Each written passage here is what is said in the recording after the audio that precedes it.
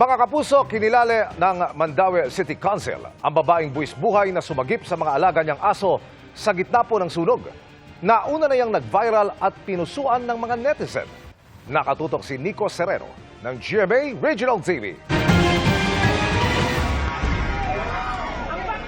Usap-usapan pa rin online kung paanong kahit naglalagablab na ang apoy sa kanyang palapag, ay inuna pa ring iligtas ng babaeng ito ang kanyang mga alagang aso.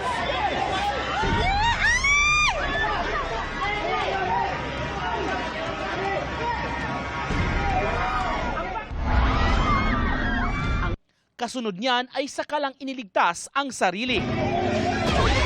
Sa isang punto, lumambiti na siya habang halos dumila ang apoy sa kanyang kinakapitan. Ilang segundo lang at tiyempong nailatag ng mga bumbero sa pwesto niya ang hagdan para kanyang matungtungan. Ang buwis buhay na pagpapakita ng pagmamahal sa mga alaga, hinangaan ng mga nakapanood nito. At kinilala kahapon ng City Council ng Mandaue.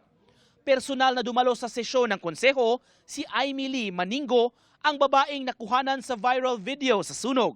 At binitbit pa ang mga fur baby niya na sina Mia at Cayenne. Ayon kay Aimee, nasurpresa siya na nag-viral at hinangaan ang kanyang katapangan. 2 araw matapos ang insidente, ay saka lang niya nalaman na trending ang videong kuha ni Ivy Baya. Stay in siya sa 3rd floor ng nasunog na building. The whole time na I was planning to go down man good, I'm holding na kan silang duha kay kuyawan ko akong buhian ganun tago bitaw maglisod na himo ko. So mo to kanang kuan ako na sa gidrop gyud one by one kan when nanay reassurance from the tao sa ubos nga they will catch daw. Kinilala rin ng kanilang mayor ang tapang ni Maningo. Sa gitna ng mga papuri, ikinalungkot naman ni Maningo ang panloloko ng ilan na nagsusolicit ng tulong para umano sa kanyang mga alagang aso pero hindi naman nakakarating sa kanila.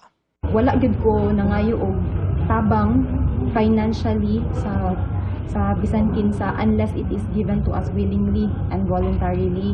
So for those who help, salamat. For those nga na bad intentions, please stop. Pero may mga legit na tumulong tulad ng animal advocacy group na IRO o Island Rescue Organization na nagdala ng mga regalo at treats para sa kanyang mga aso. The fur parents and pet owners, let us be responsible kay ang pets na to, they don't have a way of saying unsa ilahang na feel. So we must be responsible enough and compassionate enough na kanang i-take care gid ang atong mga kanang alaga. Para sa GMA Integrated News, Nico Serreno, nakatutok 24 oras.